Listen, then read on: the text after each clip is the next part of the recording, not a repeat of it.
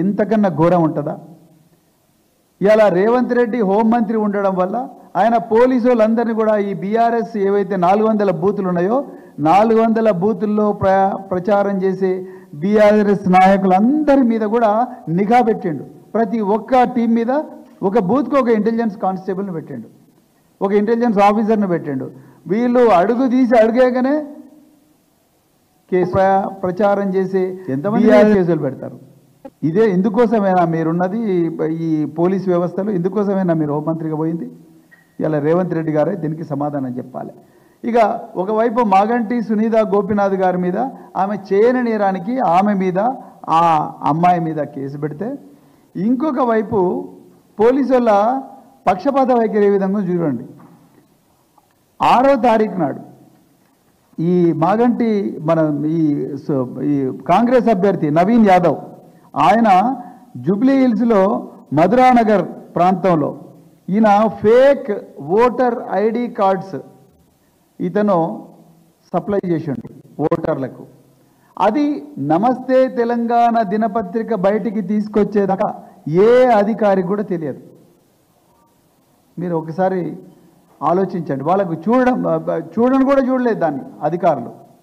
So ఆయన మరి voter ID card తీసుకొచ్చిన అది నమస్తే తెలంగాణ దినపత్రికలో వస్తే అప్పుడు ఈ రజనీకాంత్ రెడ్డి అని ఎలక్టోరల్ రిజిస్ట్రేషన్ ఆఫీసరు ఆయన పోలీస్ స్టేషన్కు పోయి, ఇదే మధురానగర్ పోలీస్ స్టేషన్కు పోయి అప్పుడు ఆయన కంప్లైంట్ ఇస్తాడు. కంప్లైంట్ ఇస్తే అప్పుడు రాత్రి 7 గంటలకు కేసు రిజిస్టర్ అవుతుంది. పత్రికలో రావాలి, పత్రికలో వచ్చిన తర్వాత ఆ పత్రిక అంటే ఒకరోజు ముందరనే జరుగుతుంది. 24 గంటల తర్వాత 48 గంటల తర్వాత దీని మీద కేసు రిజిస్టర్ అవుతుంది. ఇంకొక దుర్మార్గమైన విషయం ఏంటయ్యా అంటే, మాగుంట సునీత గోపినాథ్ వాళ్ళ కూతురు మీద అక్షర మీదనేమో ఆమెతో పాటు 5 మంది మీద టోటల్ 7 మంది మీద కేసు రిజిస్టర్ చేస్తే నోటీసులు ఇవ్వకుండానే ఈ నవీన్ యాదవ్ కేసులోనేమో ఒక్క నవీన్ యాదవ్ మీదనే కేసు రిజిస్టర్ చేశారు. ఇంతకన్నా ఘోరం ఉంటుందా? మరి నవీన్ యాదవ్ చుట్టూ ఆయన అనుచరులు ఉన్నారుగా, ఆయన పేర్లు ఎందుకు పెట్టలేదు ఎఫ్ఐఆర్లో?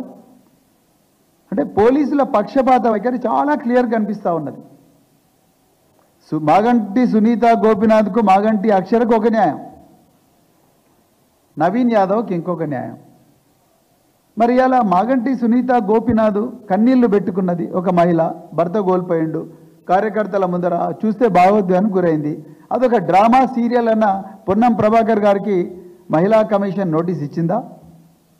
నేరెళ్ళ శారద గారు మీరు మహిళా కమిషన్ చైర్పర్సన్ కదా, మీరు వెంటనే పొన్నం ప్రభాకర్ గారికి నోటీస్ ఇవ్వాలి కదా. పత్రికాముఖంగా బాజాప్తా ప్రెస్ కాన్ఫరెన్స్ పెట్టి చెప్తున్నాడు ఈ సీరియల్ డ్రామాలు మాకు కూడా వచ్చు, ఈ కన్నీళ్ళని కూడా ఫేక్ కన్నీళ్ళని. మరి పొన్నం ప్రభాకర్ గారికి నోటీస్ ఇచ్చారా నేరెళ్ళ శారద గారు? మీరు అంటే మీరు కేటీఆర్ గారు మహిళలు బస్సుల్లో ప్రయాణిస్తుంటే చెయ్యని కామెంట్ను ఆయనకు ఆపాదించి మీరు ఆయనకు నోటీస్ ఇచ్చి ఆయన మహిళా కమిషన్ వచ్చేదాకా పట్టుబట్టిండ్రు కదా. మరి అలా పొన్నం ప్రభాకర్ గారికి నోటీస్ ఇస్తారో ఒక మహిళను కించపరిచినందుకు? అంటే ఎంత నీచ స్థాయికి కాంగ్రెస్ పార్టీ వాళ్ళు దిగజారిందంటే కన్నీళ్లను కూడా, భర్త కోల్పోయిన భార్య పెట్టుకున్న కన్నీళ్లను కూడా శంకించే స్థాయికి దిగజారిండ్రు. ఒక చిన్నారి కూతురు ఆ అమ్మాయి తల్లికి సపోర్ట్గా పోతే ఆమె మీద కూడా క్రిమినల్ కేసు పెట్టిండ్రు. ఇంతకన్నా దుర్మార్గం ఏముంటుంది? నిజానికి మీరు క్రిమినల్ కేసు పెట్టాల్సింది ఎవరి మీద?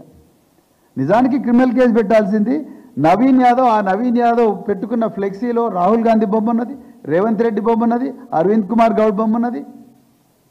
వాళ్ళ మీద కదా మీరు కేసు పెట్టాల్సింది. ఎలక్షన్ కమిషన్ సింబల్ వేసి మరీ పెట్టిండ్రు. అసలు ఫేక్ ఐడీలు పంచడం తప్పు. సెక్షన్ 17 ఆర్పి యాక్ట్ ప్రకారం, సెక్షన్ 31 ఆర్పి యాక్ట్ ప్రకారం ఫేక్ ఐడీలు పంచడం తప్పు. ఎలక్షన్ కమిషన్ ఎందుకు సోమోటో కేసు నమోదు చేయడం లేదు ఈ విషయంలో?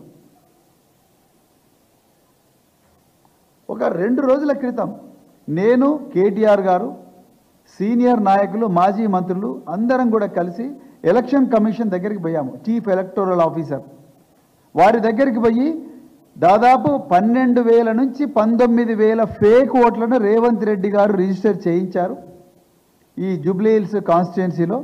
దీని మీద మీరు తప్పకుండా చర్య తీసుకోవాలి అని చెప్పి ఆధారాలతో సహా ఇవ్వడం జరిగింది.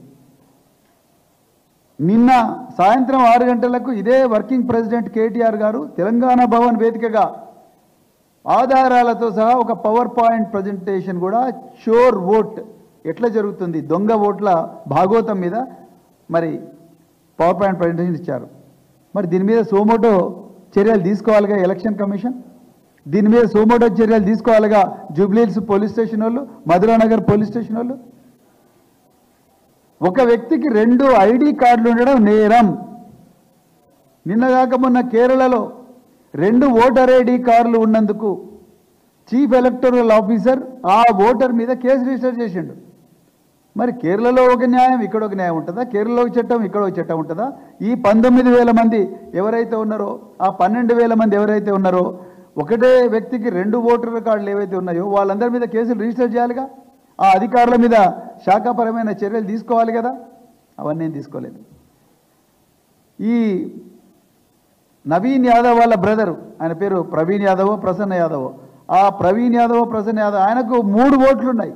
ఒకటే వ్యక్తి, ఒకటే ఆధార్ కార్డు, 3 ఎపిక్ కార్డ్ నెంబర్లు. ఆయనకు జూబ్లీహిల్స్ నియోజకవర్గాలు 2 ఓట్లు ఉన్నాయి, రాయందర్ నియోజకవర్గం చేవెళ్ళ పార్లమెంటరీ కాన్స్టిట్యున్సీలో ఇంకొక ఓటు ఉన్నది. టోటల్ 3 ఓట్లు ఉన్నాయి. మరి how can a unique voter have 3 epic cards? Is it not a crime? మరి ఏం చేస్తున్నారు చీఫ్ ఎలక్టోరల్ ఆఫీసర్? ఆయన మీద కేసు రిజిస్టర్ చేయించాలిగా మరి నవీన్ యాదవ్ వాళ్ళ బ్రదర్ మీద. అదేవిధంగా ఈ 12,000 మంది ఓటర్లు ఎవరో కనుక్కొని వాళ్ళ మీద కేసు రిజిస్టర్ చేయించాలిగా. అదేవిధంగా ఒకటే ఇంట్లో 43 మంది ఓటర్లు ఎట్లుంటారు? ఒకటే అడ్రస్ మీద 200 మంది ఓటర్లు ఏ విధంగా ఉంటారు? ఆధారాలతో సహా చెప్పినప్పటికి కూడా ఎందుకు మౌనంగా ఉంటుంది ఎలక్షన్ కమిషన్? దీన్ని బట్టి చాలా క్లియర్గా అర్థమవుతుంది ఏందయ్యా అంటే, ఈ బీజేపీ, కాంగ్రెసు, ఎలక్షన్ కమిషన్ ఈ 3 కుమ్మక్కయ్యి బీఆర్ఎస్ పార్టీని ఇబ్బంది పెట్టాలని చూస్తూ ఉన్నాయి. కానీ నేను తెలంగాణ ప్రజలకు మీడియా ద్వారా ఏం చెప్పాలనుకున్నా అంటే, మీరు ఎన్ని ఇబ్బందులు పెట్టినా తప్పకుండా రాబోయే ఎలక్షన్లో మాగంటి సునీత గారే ఒక రాణి రుద్రమదేవై, ఒక సమ్మక్కై, ఒక సారక్కై, ఒక చిట్యాల ఐలమ్మాయి, ఒక బెల్లి లలితై తప్పకుండా విజయ దుందుబు మోగిస్తుంది. మీరు ఎంత అణిచివేస్తే అంత ప్రతిఘటన వస్తుంది.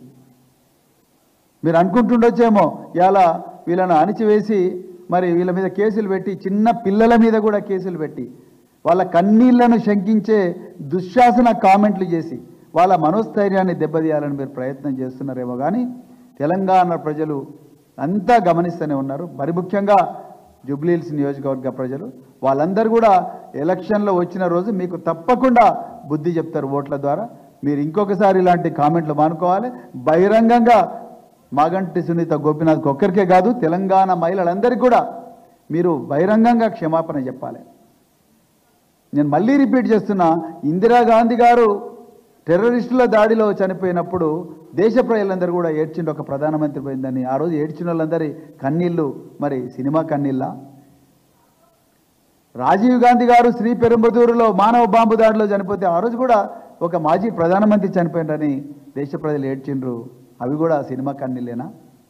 వైఎస్ రాజశేఖర రెడ్డి గారు హెలికాప్టర్ ప్రమాదంలో చనిపోయారు, ఆయనతో పాటు సెక్యూరిటీ ఆఫీసర్లు చనిపోయినరు, అవి కూడా సినిమా కన్నీళ్ళేనా? మీరు చొన్నం ప్రభాకర్ గారు చాలా క్లియర్గా మీరు తెలంగాణ ప్రజలకు మరి బేషరతుగా క్షమాపణ చెప్పాలి, ముక్కు నేలకు రాయాలి, అప్పుడే మరి నిజంగా కరెక్ట్గా ఉంటుందని చెప్తూ మరొక్కసారి జూబ్లీహిల్స్ నియోజకవర్గ ప్రజలకు మరొక్కసారి నేను ఒక్కటే చెప్తా ఉన్నా, నిజం ఎక్కడున్నది, అబద్ధం ఎక్కడున్నది దయచేసి గమనించండి. నిజానికి ఈ జూబ్లీహిల్స్ నియోజకవర్గాన్ని డెవలప్ చేసింది ఎవరు? హైదరాబాద్ నగరాన్ని అందంగా తీర్చిదిద్దింది ఎవరు? హైదరాబాద్ నగరాన్ని మూసీ నది సుందరీకరణ పేరుతోని, అదేవిధంగా హైడ్రా పేరుతోని గజ గజ గజ వణికిస్తున్నది ఎవరు? పేద ప్రజలకు గూడు లేకుండా, కూడు లేకుండా, ఆత్మగౌరవం లేకుండా ప్రతిరోజు కూడా భయంతో బిక్కుబిక్కుమంటూ బతికేలా తయారు చేస్తూ హైడ్రా అనే ఒక భూతాన్ని ఈ పేద ప్రజల మీదకి వదిలింది ఎవరు? ఈ పేద ప్రజలను గుండెలో పెట్టుకొని దళిత బంధు కానీ, బీసీ బంధు కానీ, మైనారిటీ బంధు కానీ, షాదీ ముబారక్ కానీ, కళ్యాణ లక్ష్మి కానీ, గురుకులాలు కానీ ఇవన్నీ పెట్టి పేద ప్రజల ప్రయోజనాలను గుండెలో పెట్టి కాపాడుతున్నది ఎవరైనా రిలీజియస్ హెడ్ మత పెద్ద ఎవరైనా ఈ ఓటర్లను ప్రభావితం చేస్తే ఆయన మీద కేసు పెట్టాలి.